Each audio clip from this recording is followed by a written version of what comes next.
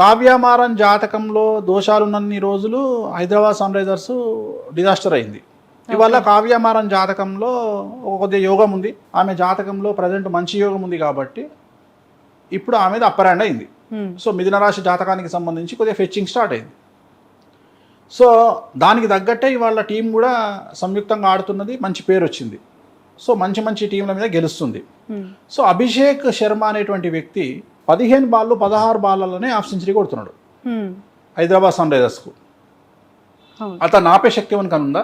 స్టేడియంలోకి bat తీసుకొని దిగిన తర్వాత అతన్ని ఆపే శక్తి, ఆ బ్యాట్స్మెన్ విజృంభించకుండా, ఆ బ్యాట్స్మెన్కు పేరు రాకుండా ఐపీఎల్లో ఆపే శక్తి ఎవరికైనా ఉందా?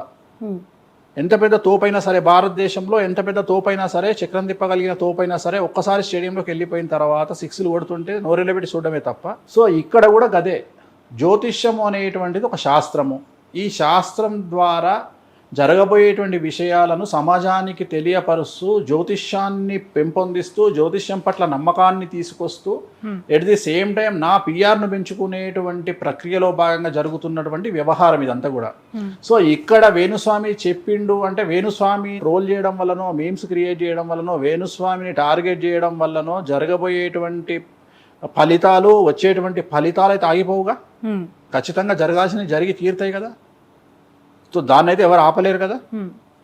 మరి ఆపనప్పుడు ఈ వ్యర్థమైనటువంటి ఈ ట్రోలింగ్ ఎందుకు? నిన్ను నన్ను టార్గెట్ చేసి లాభం ఏముంది? మహా అంటే జూన్ 4 కదా, జూన్ 5వ తేదీ నుండి మళ్ళీ నార్మలే కదా. మళ్ళీ 4.5 ఏళ్ళ దాకా మళ్ళీ ఎవరి పని వాందే కదా. అదే వచ్చింది సమస్య. ఇప్పుడు ప్రతిసారి ఎలక్షన్ల ముందర నాకు ఈ రామాయణం అలవాటే కదా. చలికాలం కాగానే ఎండాకాలం, ఎండాకాలం తర్వాత వానాకాలం ఎట్లా వస్తుందో ప్రతిసారి ఎలక్షన్ అప్పుడు ఇదే రామాయణం. 2017, 18, 19లా ఇదే టార్గెట్ నన్ను, 2024లా ఇదే టార్గెట్ నన్ను. ఏం చేస్తారు? ఏం ప్రూవ్ చేసుకోవాలి? పోనీ జరిగినవి తీసుకొచ్చి నన్ను ఏమన్నా, నాకేమైనా కిరీటం పెట్టిర్రా, లేకపోతే నాకేమన్నా పదవులు ఇచ్చిర్రా, లేకపోతే నాకేమన్నా కిరీటాలు పెట్టిర్రా, లేకపోతే డబ్బులు ఇచ్చిండ్రా, లేకపోతే ఏమన్నా ఏమంటారు వాటిని బిరుదులు ఇచ్చిర్రా? ఒక్కటి జరగకపోతే 100 మాట్లాడతారు. పోనీ నా జీవితంలో జరగకపోవడమే లేదు, అన్నీ జరిగినాయి. నేను చెప్పని వాటిని కూడా చెప్పినా అని ట్రోల్. మీరు ఏం సాధిస్తారు? ఏం సాధించరు.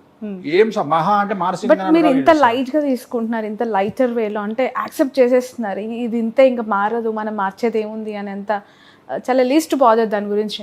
కానీ ఈ ట్రోలింగ్ వల్ల మనిషి ప్రాణాలు తీసుకునే అంత అంటే నేను అదే చెప్తున్నా. మనిషి గీతాంజలి రీసెంట్ ఇష్యూ, అమ్మాయి సూసైడ్ చేసుకొని అమ్మాయే కాదు, నేను అదే చెప్తున్నా. ఇప్పుడు నా దగ్గరకు వచ్చిన కుషితా కల్లప్పు నేను కౌన్సిలింగ్ ఇస్తే అమ్మాయి తీసుకునే విధానం వేరు, నా దగ్గర నుండి వెళ్ళిపోయినాక తీసుకునే విధానం వేరు. సో నేను అమ్మాయికి స్ట్రాంగ్ గా కౌన్సిలింగ్ ఇచ్చింది అదే, లైట్ తీసుకో అని. అట్లనే ప్రతి సమాజంలో ప్రతిదీ అదే చెప్తున్నా నేను. ఇప్పుడున్న జనరేషన్ ప్రకారము ట్రోలింగ్ విపరీతంగా ఉంటది. ఇప్పుడు ఉదాహరణ చెప్తా. నేను మొన్న ఒక రీల్ చేసిన, ప్రభాస్ది, నేను మా ఆవిడ కలిసి ప్రభాస్ ఒక రీల్ చేసినాం. ఇట్లాంటి అమ్మాయే కావాలని ఏమైనా కోరికలు ఉన్నాయా? చదువుకున్న అమ్మాయి అయితే బెటర్. ఏంటి బెటరు? తింటావా చదువుని?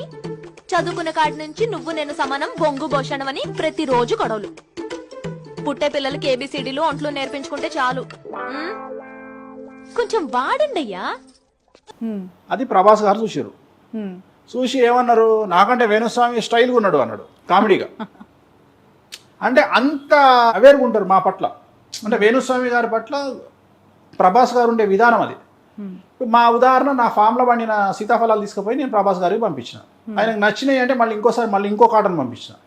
ఈ స్పెషల్ సీతాఫలాలు అందరికీ పంచుకుంటూ ఒక స్పెషల్ పర్సన్ దగ్గరికి వెళ్ళాయి.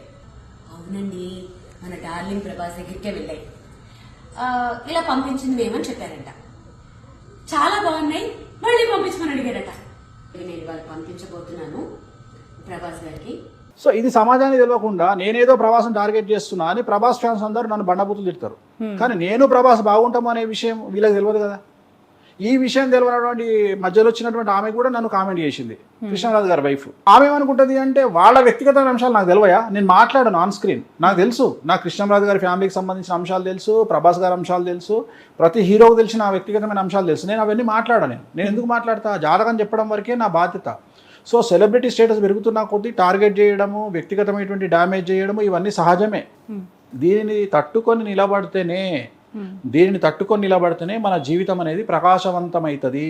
సో ఎదుటివాడు వేసేటువంటి ఇటుకలను, రాయిలను మనము తీసుకొచ్చుకొని ఇల్లు కట్టుకోవాలి. ఎదుటివాడు వేసినటువంటి మంటలో మనం సలిగాసుకోగలిగితేనే మనకు సక్సెస్ రేట్ ఉంటుంది. నేను వీటికి కొట్టుకపోతా అంటే మనం తట్టుకోలేము.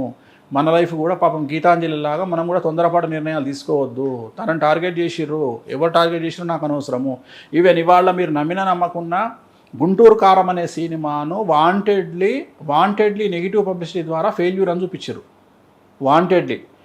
అంతెందుకు, నిన్నగాక మొన్న విజయ్ దేవరకొండ సినిమా రిలీజ్ అయింది, ఫ్యామిలీ స్టార్. సినిమా రిలీజ్ కాకముందే రివ్యూస్ పెట్టారు బేకార్ సినిమాని. ట్రోల్స్కు, మేమర్స్కు, ఫేక్ రివ్యూస్కు నాశనం అయిపోయినటువంటి వ్యక్తి విజయ్ దేవరకొండ. ఈ సినిమా నాశనం అవడానికి కారణం ఎందుకంటే సినిమా బయటికి రాకముందే నెగిటివ్ రివ్యూస్ పెట్టేశారు. మొత్తం ఎక్కడ చూసినా నెగిటివ్ రివ్యూస్. బాగలేదు, రాడ్డు దించుండు అంటే ఈ మౌత్ పబ్లిసిటీకి పోయేటోడు కూడా పోడు. ఇదే ప్రయత్నం నీ మీద నా మీద జరుగుతుంది. ఎట్లా వేణుస్వామి జ్యోతిష్యం పనిచేయదు అని జనాలలోకి ఇంజెక్ట్ చేసి వేణుస్వామి దగ్గరికి క్లయింటేల్ పోకుండా చేయాలి అని సింపుల్ లాజిక్ ఉంది దాంట్లోనే. వేణుస్వామి జ్యోతిష్యం పని చేయదు అని నువ్వు ఇంజెక్ట్ చేయాలనుకుంటున్నావు అంటేనే వేణుస్వామి జ్యోతిష్యం పనిచేస్తుందని అర్థం. లేకపోతే ఇప్పుడు ఇంతమంది జ్యోతిష్కులు ఉన్నారు, ఒక్క జ్యోతిష్కుడు కూడా ఇంత పబ్లిసిటీ వచ్చిన జ్యోతిష్కులు లేరు. ఉదాహరణ, ఈ మధ్యకాలంలో ఒక జ్యోతిష్కుడు నా మీద ఒక తమ్మునేలు పెట్టిండు, వేణుస్వామి ఎప్పుడు చచ్చిపోతాడంటే. చూసింటావు నువ్వు, తమ్మునేలు పెట్టిండు ఏమని అంటే వేణుస్వామి ఎప్పుడు చచ్చిపోతాడంటే అని తమ్మునేలు. అతను పెట్టిన 200-300 వీడియోలు చూస్తే అన్ని వీడియోలు 100, 200, 60, 70 వ్యూస్.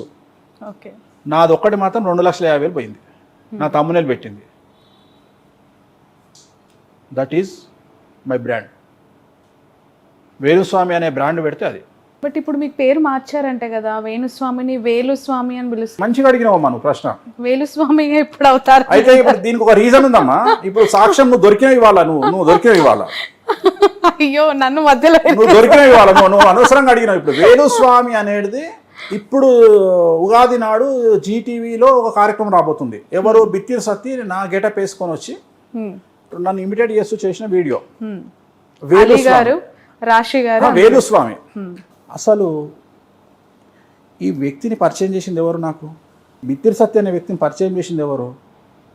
మీ ఆయన. సాక్ష్యం ఉన్నాడు 6 టీవీలా. అవును, ఉగాది పంచాంగం టైంలో 6 టీవీలా మీ ఆయన ఛాంబర్లో నేను, వీళ్ళ ఆయన పేరు చిదంబర్ రెడ్డి అండి. చిదంబర్ రెడ్డి చెప్తున్నా మీకు. ఆయన ఛాంబర్లో కూర్చుంటే నా పక్కకు ఒక వ్యక్తి కూర్చున్నాడు. బిత్తిరి సత్తి పేరు ఏదో పేరు ఉంటుంది, నాకు ఒరిజినల్ పేరు నాకు గుర్తు. చేవేళ్ళ రవి నన్ను పరిచయం చేసి, నేను కూర్చుంటే నేను చిదంబర్ రెడ్డి ఛాయ్ తాగుతుంటే, స్వామి గారు ఈయన పేరు చేవేళ్ళ రవి, ఇప్పుడు ఈ మధ్యన యాంకరింగ్ వచ్చిండు. I'm talking about 2013 or 14, 2013-14లో. ఆ రోజు జాతకం చూసి చెప్పిన, దున్నుతావు నువ్వు అని చెప్పిన, మొత్తం ఏళ్తావు నువ్వు, టీవీ మీడియాని ఏళ్తావు నువ్వు అని చెప్పిన.